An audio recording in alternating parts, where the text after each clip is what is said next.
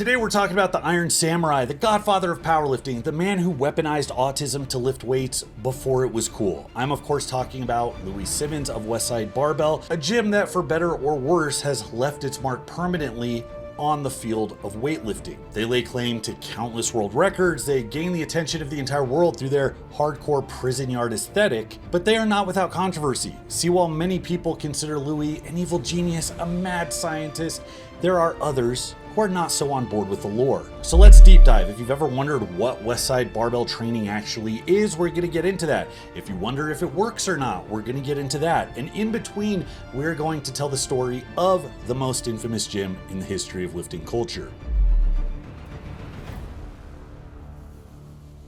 Guys, I know you like free stuff, so hit the link below. You're going to get some free goodies. I'm giving away my programs absolutely free. You don't even have to buy my book. I mean, you can if you want to, but I'm giving you the programs. Just hit the link below. There's also a free recovery diagnostic tool that is going to help you get a handle on your lifts and your recovery. It's unlike anything I've seen anybody else put together. I'm giving it to you absolutely free. Also, while you're at it, consider joining my online barbell club. Lifting should not be a lonely endeavor, so if you are a garage gym warrior, join our community of other barbell weirdos so that we can work together to put our head down and just barrel through plateaus. I'm commenting daily. I'm updating coursework weekly. I'm giving live calls weekly. You can use it as group coaching. You can use it for motivation. You can use it for education.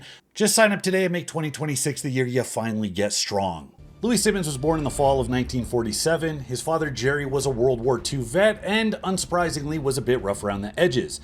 The story goes that on the first day of school, a boy took one of Louie's shoes, and his dad told Louie that if it happened again and he didn't hit the boy for doing it, then he would be spanked when he got home. Well, Louie did as he was told. He socked the boy the next day, got kicked out of school for a year, and wasn't able to go back until he was 7 years old. His father responded by saying, "You did the right thing, son. Never let anybody push you around. Nowadays, people are bullied all the time. They're weak-minded and soft as Charmin. They should grow some nuts, or they will be afraid their whole life." All right, we're in the 1950s. There's like no modern luxuries to speak of. Kids had to entertain themselves by playing outside and actually like interacting with each other. Parents didn't care where you went off to. And if you went to a playground, it was 10 out of 10 going to be a tetanus infested, rusted death trap. And Louie still came into the world getting lectured by his dad that kids are soft as Charmin. Now, as Louie got older, he would excel at sports. He was a standout in Little League, apparently hitting 17 home runs one year to lead his entire league. At the age of 12, he was working manual labor, getting to the job site an hour before the actual masons showed up to build up the scaffolding, mix the mortar, and make sure everything was set. In his book, he recounts, it took 23 shovels full of sand for each bag of mortar and 534 cement blocks from the basement to the top of the attic. Now, Louie is nothing if he's not Rain Man in a multi-ply suit. This oddly precise recollection of specific numbers throughout history is going to be a theme here. And because of his incredible memory with numbers, it makes it hard to refute his claims, like that when he was 14 years old, he went to a high school meet and clean and jerked 260 pounds at a body weight of 145. By 1966, Louie was fresh out of high school and he would find himself drafted into the Vietnam War.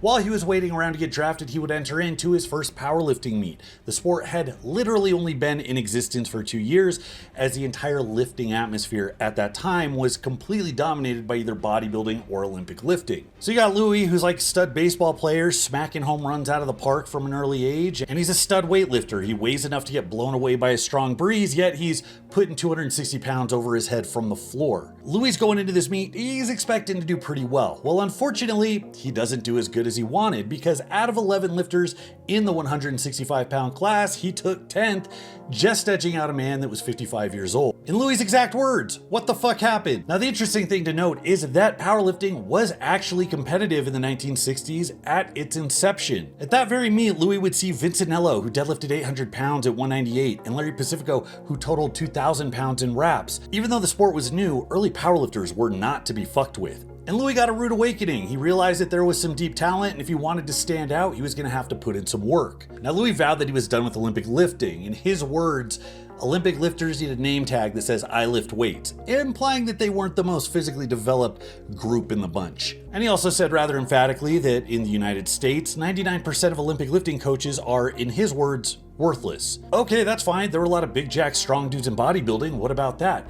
Well, Louie never liked bodybuilding because the participants were always smiling, and in his way of thinking, Louie thought that it was not natural for a man. So weightlifters don't know what the fuck they're doing, they don't look muscular and they're too weak, bodybuilders are too fruity, but hey, I just did this powerlifting meet where I saw a couple of the greatest of all time come in and clean house. Yeah, I guess I know which way I'm going. Louie went into the army right after that meet, but because his father unfortunately passed away in 1968 and Louie was the only son in his family, he got a reprieve. He was briefly stationed in Berlin and then got to go home. Now, while in Berlin, he's trying to do whatever he can to learn more about powerlifting, which he says nobody knew anything about, and he ends up picking up a copy of Muscle Power Builder, which is the precursor to Muscle and Fitness. And it was getting frequent contributions from the likes of Bill Peanuts West and George Friend, both OG members of the OG Westside. Now, through the 60s, 70s, and 80s, Louie would steadily perfect his methodologies to create what we know as the conjugate Westside system today, and the first soda in that suicide slurry is the contributions from the original Culver City Westside. Now, a lot of people don't know this, but Louie Simmons did not come up with the name Westside or come up with a lot of his methods that he's known for. Let me tell you a bit about the OG Westside crew because their story is arguably more interesting and entertaining than the one that we're covering.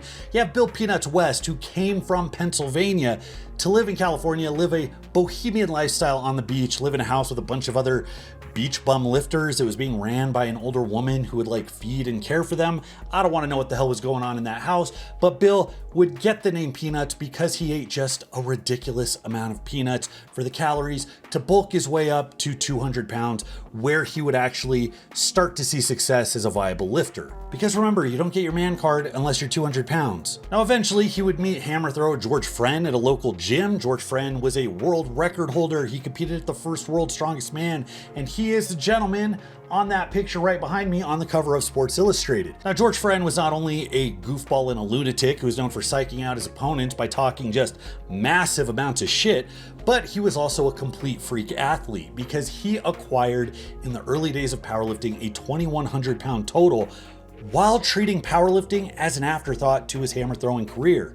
So they started training out of Bill West's house, developed a training crew, and it ended up being just a rogues gallery of lunatics from the 1960s, where greats like Pat Casey would drop by to get tips on how to get his bench press cherried out. You know, Pat Casey, the guy that was bench pressing over 600 pounds in the 1960s. Also part of the crew was Oliver Sacks, who was California state champion in the squat. Yeah, I guess that's kind of cool, but oh, what's that now? Oh, he was the world's leading neuroscientist, and Robin Williams played him opposite Robert De Niro in the movie Awakenings. And the movie Awakenings was good. I remember seeing it as a kid. It was very moving, dramatic. I give it an 8 out of 10. It would have been a 10 out of 10 if we got to see Robin Williams take 5 hundo out of the rack and drop it like it's hot, but you know, it is what it is.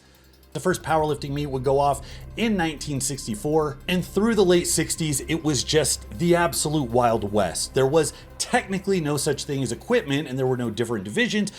You would think it would take like a few decades maybe before guys started really going crazy experimenting with equipment.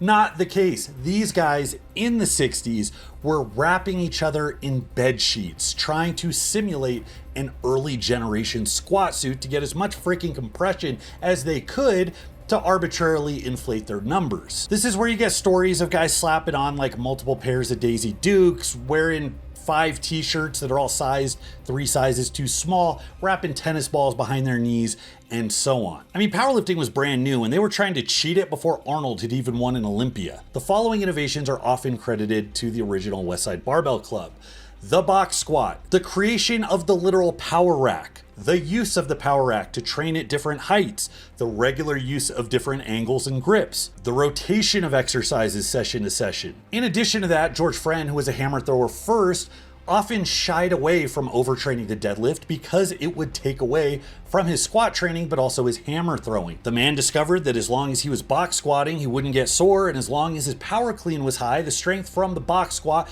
would carry over to the deadlift, and he just didn't have to deadlift a whole lot. Not only did George Friend de-emphasize the deadlift, he de-emphasized bench pressing because it's counterproductive for a hammer thrower to overdevelop his upper body. Yet the man still put up a 465 bench in competition, a 766 deadlift, and an 819 squat. And he wasn't a sweaty, bloated, diabetic, human-sized gummy bear either. The guy was an athlete. He competed in the 242s. Now, if all of this seems familiar, the box squat, the rotation of exercises, and the actual name Westside Barbell, Good, that means you're paying attention. This gym, the people there, the articles they wrote, and the lifters they influenced would serve as the backbone for Louie's early lifting ideology. According to Louie, the OG Westside would first influence him with their role in helping him break a long-standing squat plateau. He would take their box squat advice, squatting to a high box, then a lower box still, and after so many weeks, he would find himself with a new 450-pound squat PR. He would do the same thing with his bench. He'd bench in the power rack like they did, taking it all the way down to the pins, which were right off his chest, and then following that up with work that was a bit higher, even having an entirely separate day where he would do almost exclusively top-end work from the pins. According to Louie Simmons, at this point, he's training full-time using what he learned from the articles. They were my only training partners. After Bill West died, I referred to my place as WESTSIDE Barbell, but never publicly until 1986. Now, the story of Louie's competitive career from the 70s through the 80s would center around one thing, and that is getting just absolutely fucking wrecked. I mean, the guy would not just get injured, but he got some of the worst, like, cringe-inducing injuries I could think of, and I've been doing this shit for a very long time. Like, I've seen guys drop 1,000-pound tires on their knee. So the story goes, his first injury, he thinks his back is indestructible, and he's doing good mornings with just a shit ton of weight. According to him, he's got 435 on the bar. Not a little bit of weight to put across your shoulders and then try to hinge forward. Guys from the gym would have to take Louie home to lay on the floor, where he would stay for several days, pissing into a coffee cup. Now, I relate to this because I compete strongman. That is like the lower back sport. There is nothing quite like being under a weight. Everything's going normal. You feel a little shift, hear a little pop. You're like, oh, that didn't sound good, but I think I'll walk it off. Only to find out that your pain tolerance isn't as high as you want everybody to believe, because it turns out you actually will avoid wiping your own ass just to avoid the pain that shoots down your spine and leg every time you go to reach around. Now, this wasn't just a little strain, a little tear, a little herniation. According to the doctor, he fractured his L5 disc and dislocated his sacrum. I don't even know how the fuck you dislocate a sacrum. And if I had heard of this injury before I ever did a good morning, I think I would have avoided good mornings. Now, injuries would be a staple throughout his entire career. He would tear his bicep at one point. He would have his kneecap completely dislocated another point. But soon after this initial lower back injury, he would actually take out a max effort squat attempt at a meet, only to re-rack it because, as he described, it felt like his pubes were being pulled down through his abdomen. This injury resulted in tearing 2 holes in his stomach and tearing tendon and tissue off the pubic bone. Several years later, he would again be on the mend, feeling strong, feeling secure, according to him, routinely box squatting in the 800 to 900 pound range. Now, on one particular workout and a fateful day in 1983, there were only 2 women at the gym that were available to spot him. And Louie, being a risk taker, maybe having an issue with impulse control, decided he really needed to hit this squat PR. Well, Louie's a little too confident. He can't quite get up, and when he goes to dump the bar forward on the pins, he realizes the pins are too goddamn low, and because he's squatting to a box, he is now pinned between the box and the barbell. The poor girls, obviously mortified at what they witnessed, they probably thought they saw somebody fucking die, had to go and manually unload the plates so that they could get the bar off of him. And when Louie stood up, he realized his back was once again fucked. Now, this time around, the doctor wanted to remove 2 discs, to which Louie said, fuck that, and bounced. Now, this is where it's really important to keep track of the thought process of Louie, because when he waxes nostalgic about the past and how he came to certain conclusions he came to, things, they don't always line up well. Louie ended up making really broad generalizations, like linear periodization is what gets most lifters injured, and I'm really not sure what type of training protocol he thought he was going to come up with that was going to insulate his lower back from any damage in the event that his spine got fucking spit roasted by a box on one end and a 725 barbell on the other. Yeah, it was 725. He was taking 725 to a low box with 2 females on each end. The system has let me down. It must evolve. I don't know, maybe pick your max attempts better, set the pins higher, maybe select spotters that weigh more than a border collie. Now, through his many writings, he would blame his injuries on the method of programming that he was using at the time, and also generalize that out to the rest of lifting, noticing that many strong lifters would inevitably get injured, and it must be that they're all training wrong.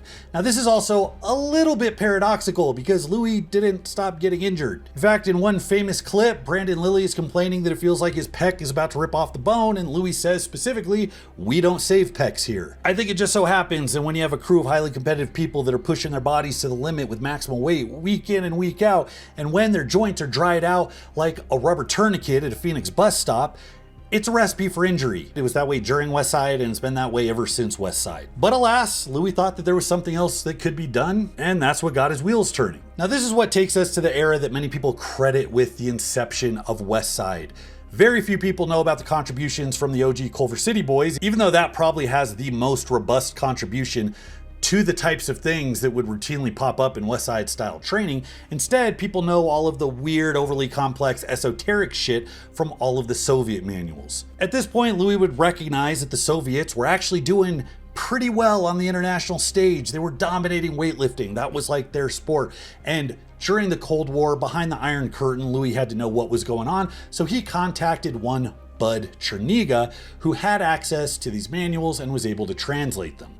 Now, why in the 1980s would anybody give a shit what the Soviets were doing in weightlifting? Well, thing number one, it appeared that they were dominating Olympic lifting. That was their sport. They had the lion's share of the medals. And thing two, because we had the Cold War, the Iron Curtain, there was all of this secrecy about what was going on, and that added mystery. And that is always just a really good way to make people believe that you're doing some type of voodoo. Now, people in the West think super fondly on the Soviet sports system, and I really think people just do that because they don't understand it. So the Soviet Union leading up to the Cold War decided that validating communism on the world stage was really important, so they used the Olympics as a way to do that. So they created the Soviet sports machine, and it was really one of the first of its kind.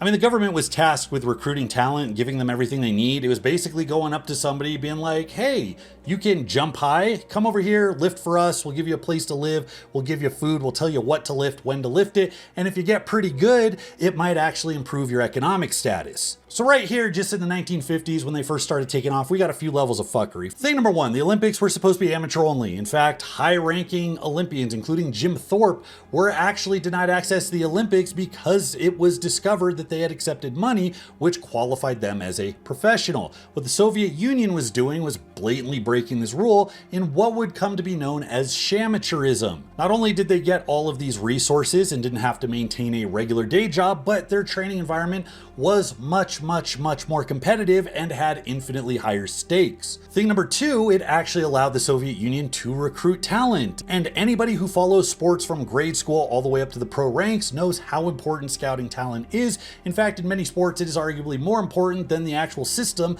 that the team uses. And thing number three, this is kind of a big one. Soviets, the first used steroids for the purpose of increasing lifts. Even though anabolics existed through the 60s and 70s, the average amateur Olympian was not getting drugs pumped into their system on a regular basis like the people who had their own personally assigned scientist, doctor, and coach who was running their training, managing their meals, managing their recovery, and injecting them with restoratives. Now, it would seem, like everything else equal, that this would probably guarantee an edge. In fact, I would bet not a little amount of money that this would guarantee dominance. Well, the Soviets obviously thought that too, because that's exactly why they were fucking doing it. But people don't see that. People see the bells and whistles. And part of the bells and whistles were the scientists that were tasked with coming up with training protocols for these athletes, because it would lead to just some of the most incomprehensible, unreadable gobbledygook that has ever graced the page of an exercise science textbook. Now, the thing is, if you don't know what you're looking at, it's going to look legit. I mean, a meathead trying to read through Super Training or any other Russian textbook for that matter, that's like me trying to interpret a whiteboard in a quantum physics laboratory. I'm just gonna look at all the nonsense squiggles and say, I mean, that looks deliberate. You wouldn't have done that by accident, right? I think that's legit. And that's exactly what the average meathead does today. They are overtaken by the complexity, which seems purposeful, deliberate, and that wouldn't exist by accident. So obviously these guys, because of their dominance in weightlifting, must have relied on these super secret esoteric Soviet methods to do so. Now, unfortunately, the data collected and methods that they pushed were mostly bullshit. And a lot of people are going to argue with me in the comments because they feel like that's not the case. Just consider the following. One, the advent of periodization within the Soviet system did not improve their medal count. Thing number two, there's absolutely no convergence on methods. Today, 2026, with the benefit of hindsight, we can look back at these methods and say, okay, these must have then just dominated all the records from here on out, right? Not even kind of fucking close. You can go down openpowerlifting.org into every class, every lift, see the top 100 lifters, and go line by line by line, and they all have subtly different training programs. Some of them created their own, some of them used older templates, some of them were bodybuilders and Olympic lifters that converted. Even in Olympic lifting, the Chinese system, the Bulgarian system, the Soviet system are all distinct, and they all have claim to a long list of world records. The real answer to the question of how do I predictably get a 550-pound clean and jerk is not exactly what loading parameters do I follow, it's how do I find the most genetically gifted motherfucker and fill them with as much trenbolone, deca, and D-ball as I can physically fit in a syringe. I know, D-ball doesn't go in a syringe, okay? I was on a roll. So going back to our boy Louie digested all of these Soviet manuals, looked at them uncritically as if they were gospel, and he gave himself carte blanche to cherry pick bits of information from different coaches who ran different sports and combine it into some Frankenstein's monster of nonsense. Now, every blog post that Louie would ever write, every seminar that he would ever give, would involve a gish gallop of impronounceable Soviet names. In his book, The Iron Samurai, he cites the following authors as being essential in contributing to his development of the conjugate system as we know it.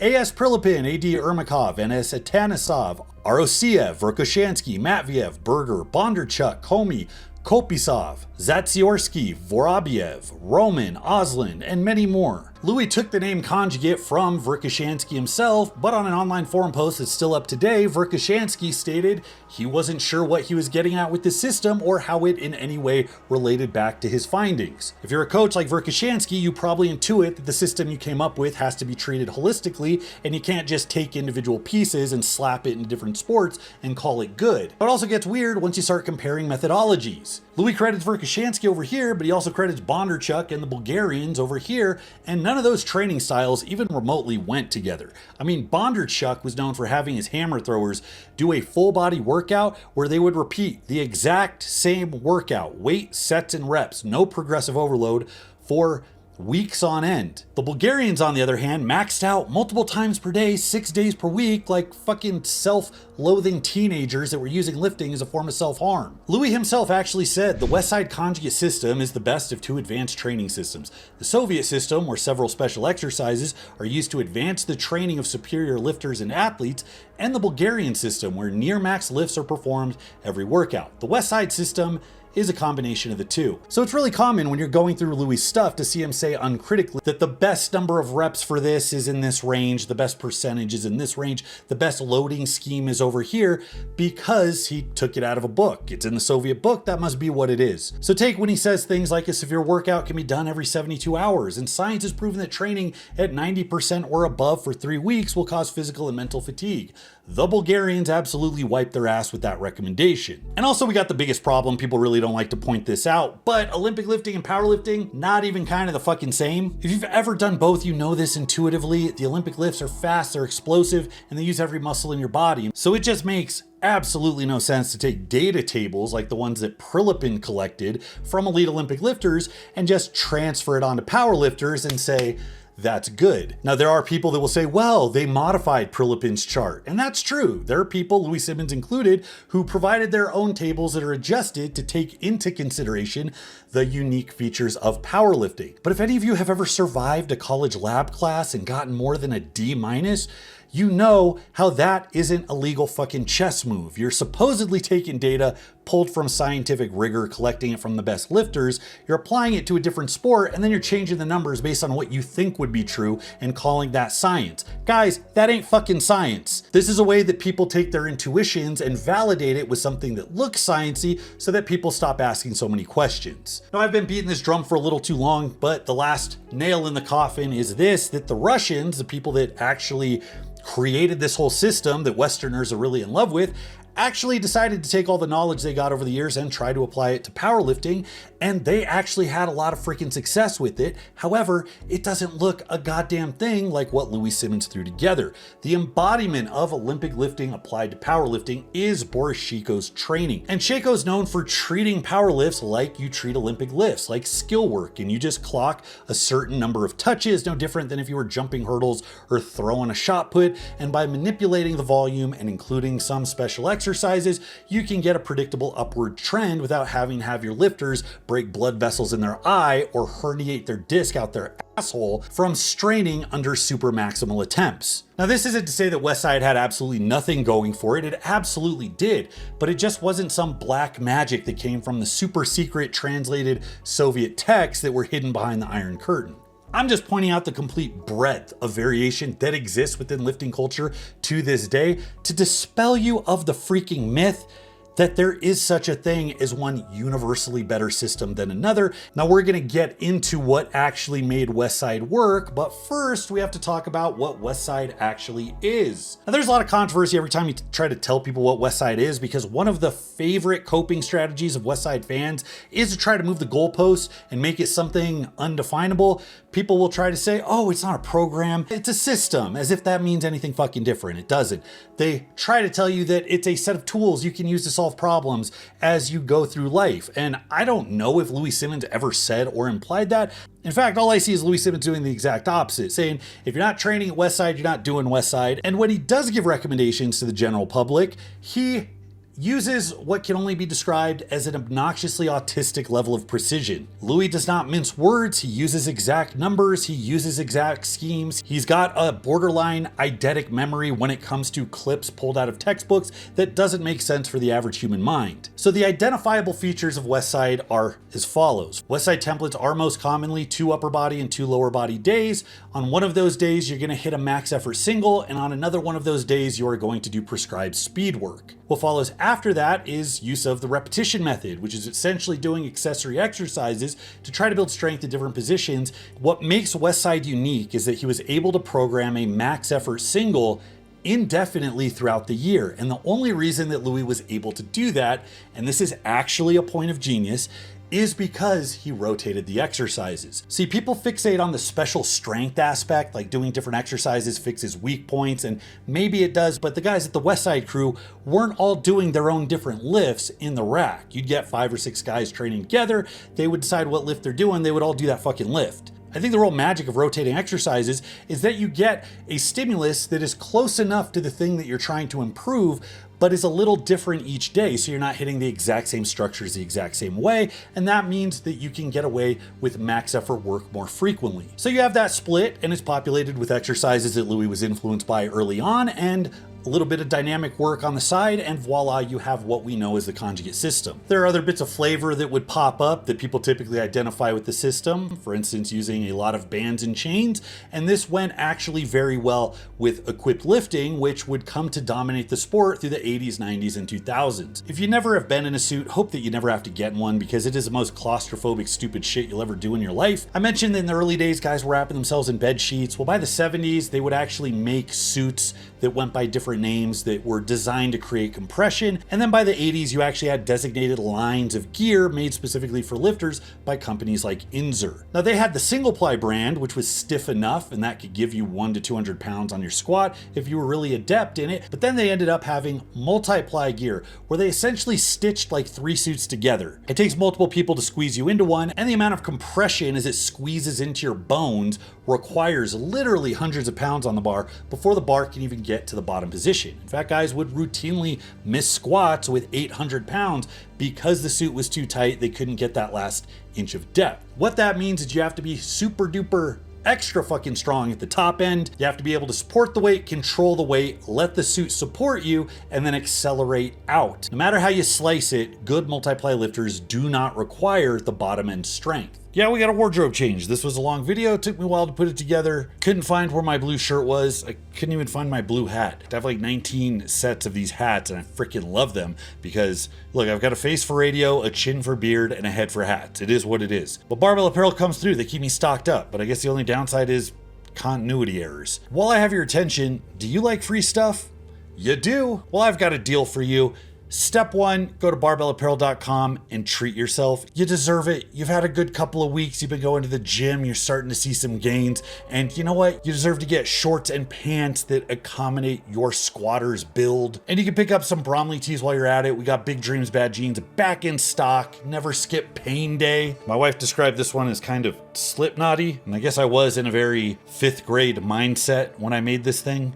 Step 2, use code Bromley and they're going to throw you a freebie. Last month it was free shorts. The month before it was free hats. And the deal stacks. So get your Christmas shopping done early and you can rack up some free goodies. Thank you to barbellapparel.com for making sure that I stay clothed, or else I'd be doing this thing like Bert Kreischer. Now back to the show.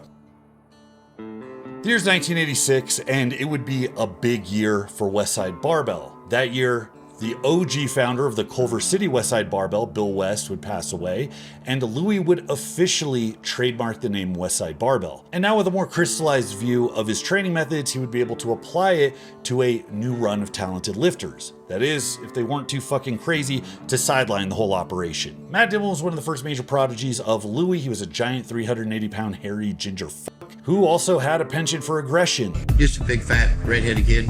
Says, I want to be the world's strongest man. What do? I said, you get as big as you can, you take all the drugs you can. He says, all right. He did. There are plenty of stories about Matt Dimmel being unhinged, from him bullying people at a bar by flipping the table they were eating at, to him wrestling 198er Chuck Vogelpohl and subsequently breaking his neck. Now, Dimmel was a big boy and he was a squatter in an era of squatters. The previous 20 years since the inception of powerlifting, records had been falling like dominoes. It started with Terry Todd squatting 600 pounds. Then eventually George Friend would be the first one to squat 800. You'd have guys like John Cole that would be into the 900s. And by the early 80s, 1,000 pounds would officially fall in contest by the likes of Lee Moran and Dave Waddington. And it would be in 1986 that Louie would get his bloodlust for collecting trophies, as Matt Dimmel would give him the all-time squat record with a 1,010-pound squat. Now imagine you're in a highly competitive arena where everybody's experimenting, there's all kinds of methods that are established that work, and you come up with your own system, something that's completely brand new. Now imagine in the first couple of years of trying to validate it, you end up coaching somebody to break Thor's deadlift record.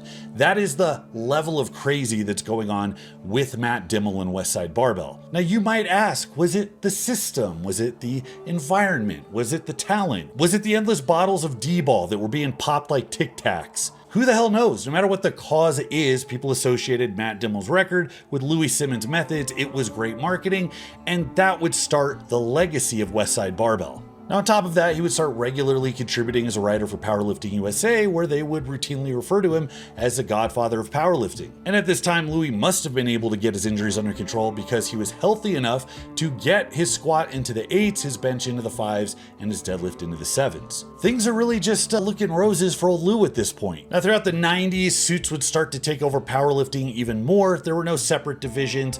If you wanted to come and squat wearing nothing but your tighty whities and a spandex singlet, you could do that, and your score would be counted exactly the same as the guy that showed up with a 3-layered Kevlar suit that took 4 people to squeeze him into. In this era, lifts would get astronomical and Westside would be right there keeping pace.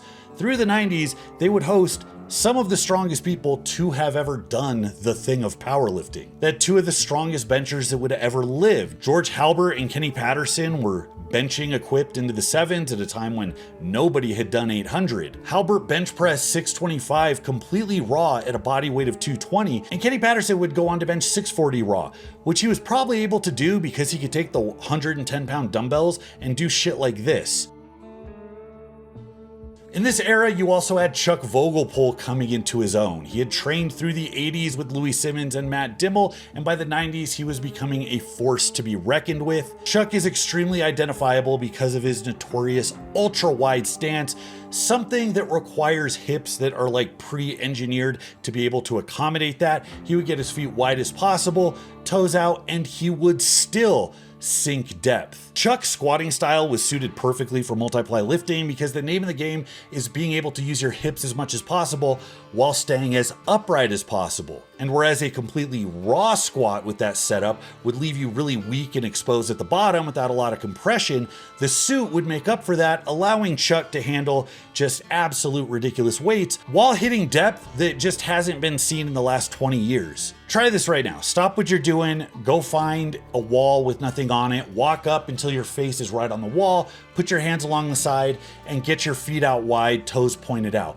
Now I want you to squat down without falling over. Now Chuck was also known for the intensity that embodied the crazy Westside double Y chromosome toxic masculinity prison rage environment, but that really was the cherry on top. I mean, Chuck was who he was because his physicality was just completely unmatched. I mean, look at any squat done in the last 20 years in multiply lifting and then compare that to what Chuck was doing with more than 1,000 pounds on his back at a body weight of 220. Now, one of Chuck's most ridiculous, nauseating feats would be an 800-pound box squat done with 600 pounds of band tension. Now the calculation of taking straight weight, adding up band tension, and using that to predict what would be done once a suit was on in competition is something that was relatively predictable for most Westside members. By their calculation, Chuck should have been able to squat 1,400 frickin' pounds. However, while he was at Westside, his best lift was just over 1,000. And that brings us to a really important and under-discussed point, which are the missteps that were taken by Louie Simmons that cost his lifters not just hundreds of pounds on their total, but hundreds of pounds on individual lifts. If you listen to enough interviews from former Westside guys, you will see a theme of regret, guys saying, what would I have been able to do if it wasn't for this one thing holding me back? And throughout the 90s and into the early 2000s, one of the biggest missteps was that the guys just weren't training in their equipment. Now, if you've done any training whatsoever, if you've used different pieces of equipment, you understand that if something is strong enough to give you support and augment your lift, it's also going to change the nature of a lift in a way that requires you to adapt specifically to that.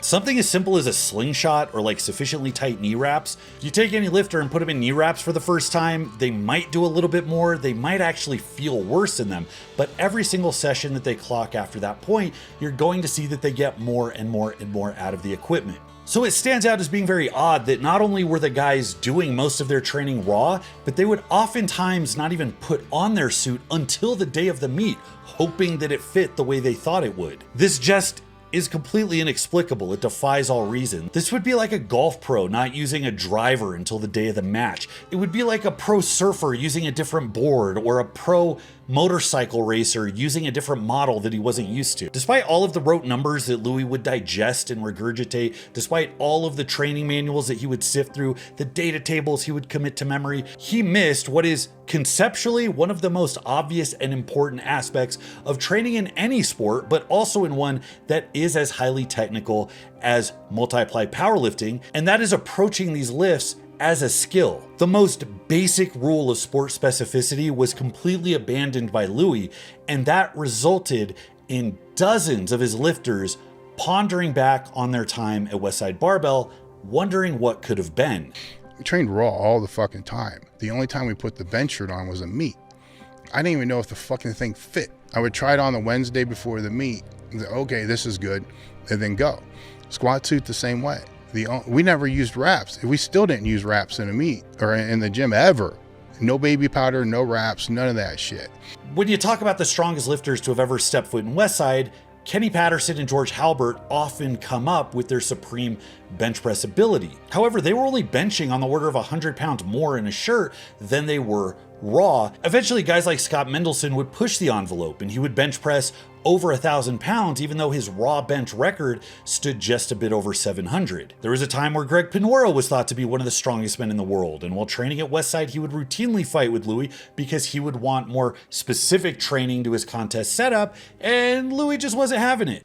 The problem was that I was getting so good at box squatting with bands. I was squatting like 1,400 pounds with bands in the box.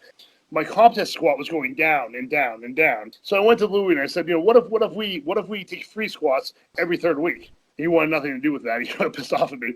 The thing about Louie is Louie doesn't know a lot about gear.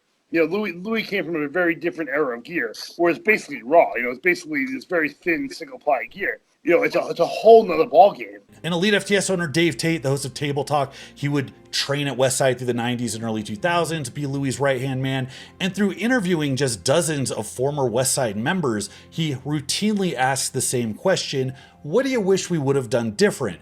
Which is a leading question, because he wants the other person to come back and say, I wish we trained in the fucking suits more, Dave. I wish I would have totaled 500 pounds more because I had any amount of skill or familiarity in this highly technical piece of equipment. At the time, this would prove to be a giant hole in Westside's game, and it would eventually be exploited by other training crews that saw through it. Big Iron, ran by Rick Hussey, would give formidable pushback against the Westside narrative of dominance, and they would do it by almost going out of their way to do it in a way that was completely counter to what Westside was doing and preaching. The guys training under Rick would cite a high emphasis on equipment specialization. They were routinely training in their suits. They would also focus on extreme overload with straight weight. There was no speed work to speak of. They were routinely trying to adapt their bodies to the crushing loads that you had to be able to handle in order to get the most out of the suit. Instead of using bands and chains that added resistance as the weight went up, he preferred to use reverse bands, which allowed you to feel the heaviest part of the lift at the top with straight weight that wasn't grounded by the bands. And that is much more comparable to what you experience in a contest setting where you're physically having to unrack 1,000 pounds plus. And it would be with this methodology that you would get crazy feats like Sean Frankel doing a 5 times bodyweight squat. Equipment or not, that is just a nutty feat. He took down 1055 at freaking 198. No matter how much we rank Louie' system as a general developmental tool for most lifters, one thing is certain: for a guy that's been in powerlifting since the beginning and was there for every step of evolution along the way, while he might get credit for being a forward thinker by applying the Soviet methodologies, he certainly was the last one to the well when it came to figuring out how to get as much out of the suits as possible. Now consider another reputable source as I make this point. You might have heard of this man, the GOAT of powerlifting, Ed Cohn. Ed competed through the 80s, 90s, and 2000s as a single ply lifter and was so absolutely dominant that at one point he was 13% ahead of second place in terms of raw total. Now, one of the things Ed was known for was his brutal consistency over his entire career. He could predict comfortably what numbers he'd be hitting by the end of a cycle. He knew the exact percentages, how to pace himself, and he was very comfortable with his preferred style of training, which was linear periodization. You know, the thing that Louie Simmons spent the previous 3 decades telling everybody fucking sucked? Yeah, everybody keeps getting injured from this linear periodization nonsense. Girls, come spot me on this 725 box squat. In addition to the reps changing, Ed would also change his equipment. He would start completely raw, completely disadvantaged, training awkward setups, different stances, and then as he got closer to the meet, he would start to put on wraps, start to put on his suit bottoms, and then the last weeks would be spent in full gear, making sure that he was as dialed in as possible. This is a universal feature of all sports, guys. This is going from broad to narrow. Every sports program you've ever seen in the world does this exact same thing. Like, imagine a fighter. It doesn't make a lot of sense if you're a week out from a fight, if you're trying to max your squat or deadlift, because that's very taxing and it's not going to give you a lot of immediate return. Similarly, it doesn't make sense to do 5 full 5-minute rounds when you're 6 months out from a fight, because that's going to prevent you from working on the smaller things that you need to improve in your game that have to be trained individually. The entire takeaway from the Soviet machine was the ability to identify different stressors, different skills and qualities, figure out how long it takes for those to adapt, and put them accordingly in a schedule that allowed you to maximize the outcome. And when you're doing linear periodization right, that's exactly what you're fucking doing. Now, conflicts over training methodologies would compound with strained personal relationships from Louie's particular style of coaching. Now, these disagreements over training approaches would result in many lifters opting to leave over the years, including some of the best lifters to have ever come through Westside. On the chopping block would include guys like Mark Bell. It would include all-time greats like Matt Wenning, Greg Pinora, bench press world record holder Jay Fry, and eventually the legend Chuck Vogelpohl himself would leave Westside to go start his own gym, Lexan Extreme. Now, while training disputes were often at the center of this, and we would see guys like Chuck Vogelpohl and Matt Wenning dramatically increase their numbers after leaving Westside, another undeniable contributor is Louie's role as a withholding and forever disappointed father figure. One Westside alum that I interviewed who wanted to be anonymous said that Louie Simmons was a master manipulator and that he knew everybody's insecurities and would frequently poke and prod at them in order to get them to comply. Now, emotional manipulation might work short term for getting what you want, but if that's your bread and butter, if that's your staple and you're trying to apply those methods to a barnyard of angry, insecure, jacked up, juiced out, working class meatheads, chaos and volatility is expected. And the ultimate result of that approach would be that Louie would lose many of his best lifters, and in the 2000s would find himself with an immense vacuum of talent. He would then say he felt like he was too late in the game to start completely from scratch, so now he was focused on recruiting talented lifters to bring order into his crew to continue collecting more world records. Now, given Louie's reputation, he would have no trouble getting lifters to come to Westside. However, things weren't really quite the same. It's during this time that Louie would see that results weren't coming quite as easily as they had in the past. Now, with the new batch of lifters would come a different training environment, and Westside would start to lose the hyper-competitive psycho training environment that it had become synonymous with. One Westside world record holder said that Louie's aces in the hole when it came to getting his lifters to improve was increasing the drug dose or getting them to go up a weight class. But he always had this saying to me that he's like, well, if you're not getting stronger, it's either your hips are weak, you need to do more steroids, or you need to jump up a weight class. And not once in the gym have I ever seen anybody there calculating out percentages or even doing any sort of program. Everyone trained on instinct, and Louie doesn't tell anybody that. However, into the 2000s, Louie would eventually have to change the program to accommodate. One of the first casualties was the dynamic method, the aspect of Westside that was so unique to itself. The idea of taking speed work and using that to actually make you stronger. It's something that many people romanticized. Many a video of a fat bald Ohioan writing force equals mass times acceleration on the whiteboard has been made, and I have spent the last 10 years mocking all of them. And through the arguments of whether or not that was good lifting or even good physiology, Louie never wavered to his commitment to speed work. But now, instead of the 8x2 or 10x1, the very low rep sets that repeated over and over and over, focusing on technique and speed, instead, Louie started to prescribe volume, the very thing that he had been advocating against. When Dave Tate talks about speed work, he talks about a vicious bloodbath. You go into the Thunderdome, several guys go in, one guy leaves.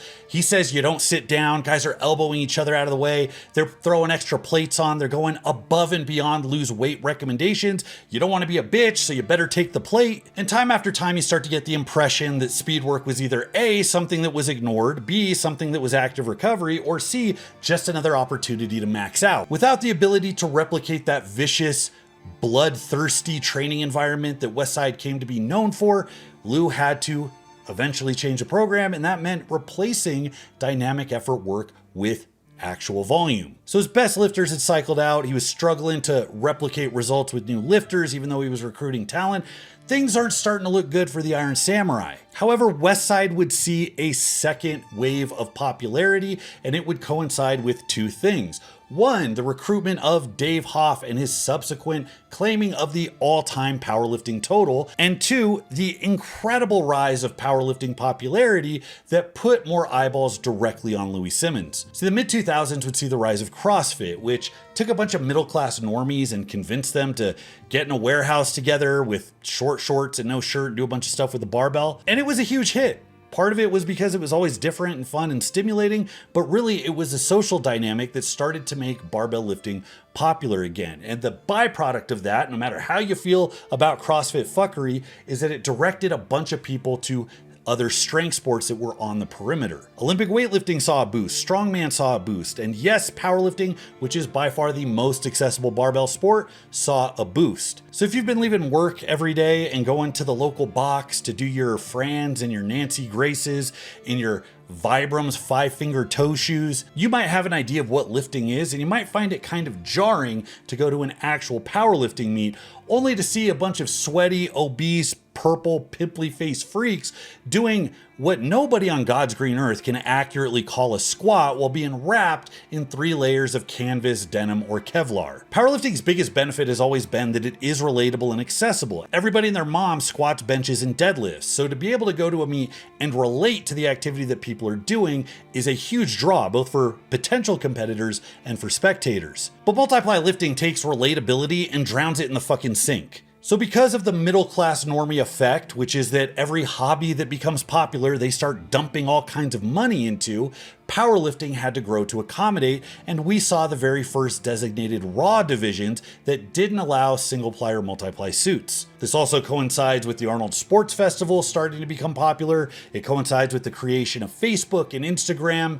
And all of these things come together to push participation into our niche weirdo sport of powerlifting to heights that nobody really thought they would see in our lifetime. In 2006, there were less than 2,000 raw lifters competing. 5 years later, that had jumped to 15,000. 5 years after that, 64,000. And before the Rona caused everything to shut down, numbers were peaking at nearly 90,000 raw competitors. Now, there became a controversy in the sport because after 2010, as raw lifting started to accelerate in popularity, popularity and many raw lifters and coaches became household names, people wanted to know the scoop. Was there something to this methodology? Was it the voodoo that they claimed that it was? Or are we all being sold an expired loaf? Through the 2010s, there are two things that are essentially true. One is that Dave Hoff was continuing on his path to dominance, getting closer and closer to his 3,000 pound total and taking the all-time record. And more people in all lifting circles were trying their hand at Westside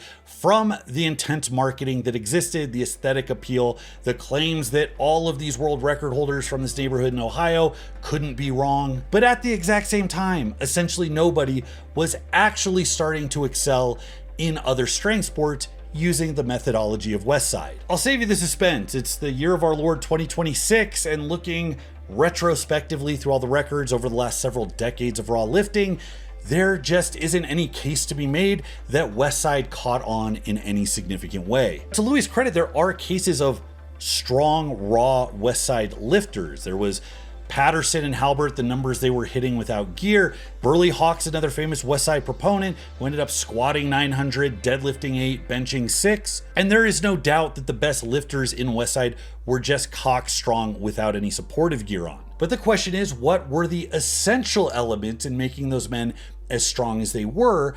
And were they proprietary to Westside methods? Many top level lifters and coaches over the last 15 years would be vocal about their skepticism of Louie Simmons' methods. You have critiques from guys like Chad Smith, who had a 2,300 pound total in reps and runs juggernaut training systems. You have Mike Tuchscherer, the guy who coined RPE, who's known as one of the most influential powerlifting coaches of the last 2 decades. And Mike ironically based his training methods off of the teaching of Anatoly Bondarchuk, who is somebody that Louie Simmons claims was a primary influence. And then you have Dan Green, who totaled 2,200 pounds in the 242s, who would write the article West of Westside, where he would chronicle his time spent trying to adopt Westside methods, only realizing that he had to do the exact opposite to get better. Now, I also want to offer an anecdote because I do have a lot of experience training average Joes and powerlifting hopefuls. I did run a strongman gym for 6 years, and I've seen multiple people over the years get enamored with these methods. I had one very talented lifter who I thought was going to be a damn fine competitor, but he came in with a preconceived notion about what Westside training was. He had read all of Louie's articles, memorized every footnote, every obscure data reference, and he was convinced, just as Louie claimed, that this was unequivocally the best system you could potentially run. He spent a year, and I'm not kidding, it was 12 months preaching the good word of Westside, rotating exercises weekly, and on week 52, he finally tested his numbers. He saw no progress on his bench, no progress on his squat, and something like a 10-pound PR on his deadlift, and he was absolutely mortified. These were not the gains that he was promised. Now, in this time, he had no idea that he hadn't progressed because he would never come back to the same movement. So in his mind, every workout was essentially a PR by default. Now, after being the empathetic and caring support system that I am and wagging my finger saying, I fucking told you so, I offered to help him clean up some of his problems, and it resulted in him hitting a 50-pound squat PR in something like 2 months. Now, did I do that because Louie's dumb and I'm a genius? No, it's because I was in the unique position to see exactly what this particular lifter needed, and he wasn't going to get that from a broad template. Oh, you're kind of a leggy build and squatting's kind of awkward? Yeah, you probably need some fucking skill acquisition, and you're gonna benefit from clocking a lot of volume until it feels like it doesn't suck. But if you're constantly going to different heights and different stances and different strength profiles, you're getting no skill acquisition because everything is a completely different fucking skill. It's like trying to learn how to ride a unicycle by going skateboarding on Monday, roller skating on Thursday, going kayaking on Friday. It doesn't make any fucking sense. This individual struggled because he was at the ass end of a game of telephone. He was getting information that started with esoteric Soviet Olympic lifting data from 60 fucking years ago that didn't even coincide with what all of the other coaches were doing. That melded with the innovations from like bohemian 1950s powerlifting hooligans, and that got filtered through the brain of an Ohio crane operator who collected the shiny bits that caught his attention, like a slow kid sifting through the clearance bin after Easter. By the time the gospel reached the ears of this gym member, it was missing loads of vital context as to what exactly caused Louie's athletes in-house to get strong. Namely, that it was an insanely competitive environment that rewarded going off script, and guys were being pumped with all of the drugs they could take. What I see as the biggest problem in amateur raw lifters trying to utilize conjugate is the exercise rotation. Newer lifters just aren't coordinated. Their nervous system sucks, and that's what training should fix. It should address very quickly that skill acquisition. Well, you need a lot of practice to do that. One set at a top single isn't going to do that, and if you change the exercise to where the parameters are completely different, you're also not doing that. And this is where basic ass recommendations that have you doing multiple reps for multiple sets is gonna win out every time. You get a bigger developmental hit from the volume, which Louie eventually had to use anyways to replicate his results, and also you get enough touches to refine that skill. Now, this doesn't create the same problem for everyone, and this is also the big point of context that people miss. Lifters of different experience, different weight classes, different talents, all have different requirements in order to meet that minimum amount of skill acquisition. If you are a big boy, you got a big frame, you're tall, high body weight, you got elephant bones, and you're always in a caloric surplus, you're doing the Dave Tate Hershey bar every hour on the hour, you get just a lot more in the way of right answers. Your body is going to make more of each dose of training. This also applies to people that are generally more talented, people that are fast gainers, people that are more explosive, and of course, people that are on a bunch of gear. For those types of lifters, a hard training session reverberates for the next several weeks, and it's not so hard to get those training effects to overlap. But for people on the other side of that equation, a hard training session might only reverberate for a few days. That's made worse if volume's lower, if frequency's lower, and more time in between similar exercises means that you're likely to lose a whole bunch of vital skill. While training at Heavy Metal in San Antonio, Texas, I got to see Austin Andrade and Nick Guardione prepare for the Arnold and for World's Strongest Man, and they were coached by Tim Ingram, who is heavily influenced by Westside. Now, while the rotation of exercises seems to make sense for strongman, and while Tim was a true believer in Westside, I really think that the growth that they saw came from the fact that they are A, both highly competitive with each other, and B, both just like impossibly big as shit. Nick is like 6'5", 330 pounds. He's the small one. Now then there are just a whole bunch of other Louie isms aside from his basic training template, things that live on in infamy because just on the face of it, they don't seem to make sense. And at the time during Westside Fever, people were still kind of going with it. One doozy is that Louie insisted that squatting was glutes and hamstrings. He had an obsession with hamstrings and that quads were really just ornaments, that they weren't there to help you squat more. Not only does this fly in the face of industry consensus and, like really basic biomechanics, it's also one of those things that the guys in-house would hear and just kind of be like, yeah. During this interview with Jim Wendler, he recounts a conversation with Chuck Vogelpohl. Mike Rozier is one of the biggest humans, one of the best dudes in the world. I lifted with him, the entire time I was at Westside, but he always said, why do we always train our hamstrings? We need strong quads too. And Chuck one time told me, I'll never forget this. It was on Friday, which is dynamic squat day at Westside. And he's like, he elbows me in the arm and said, Jimmy, we all say you got to push back. He goes, but you got to squat down at some point. And something clicked in my head. I'm like, you need strong legs. I got 4 muscles here and 2 back here. Let's just make these as big and strong as possible. So I really started training the shit out of my quads.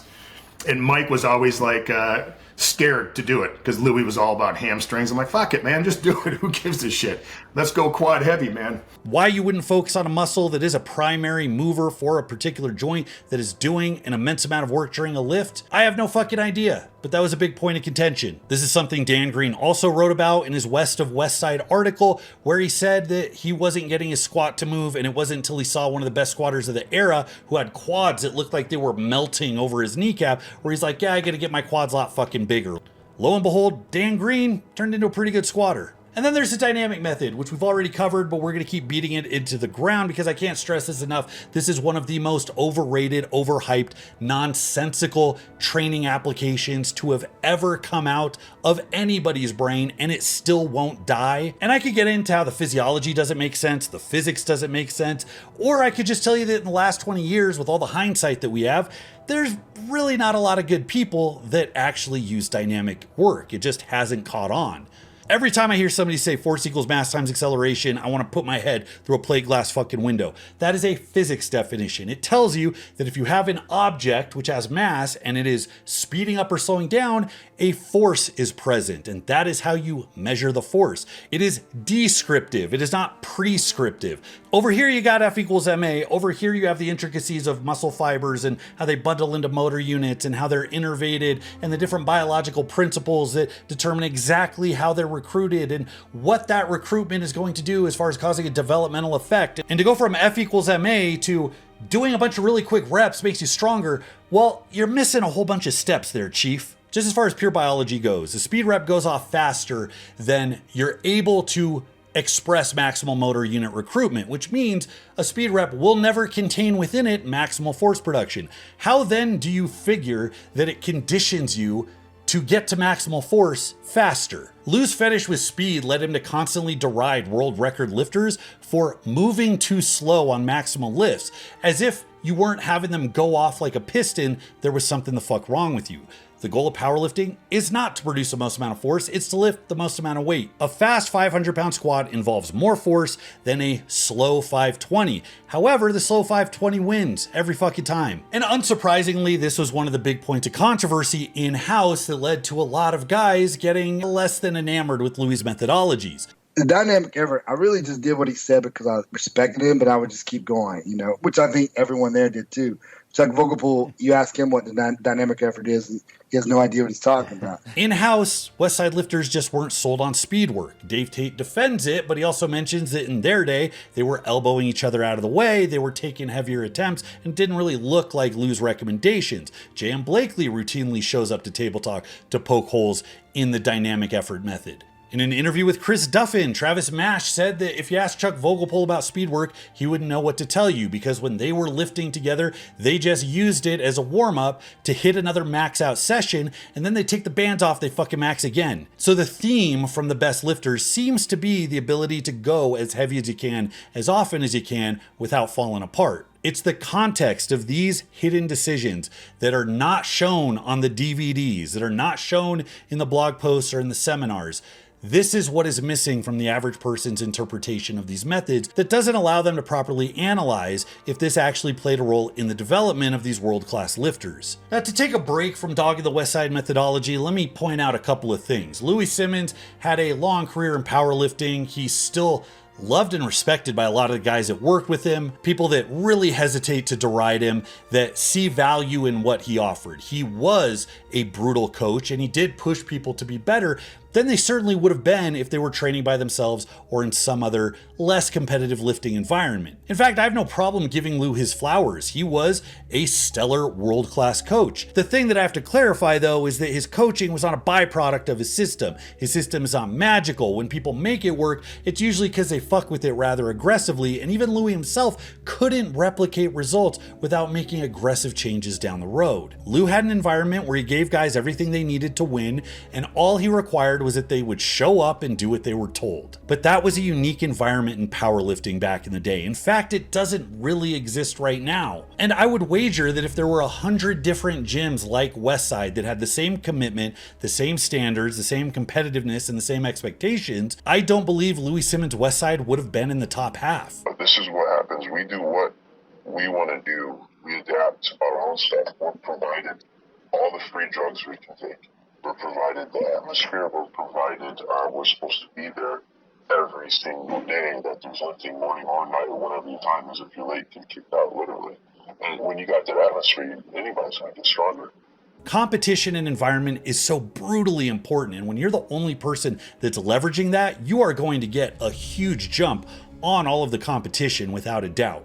But when everybody's doing that, suddenly the other things become important, setting yourself apart.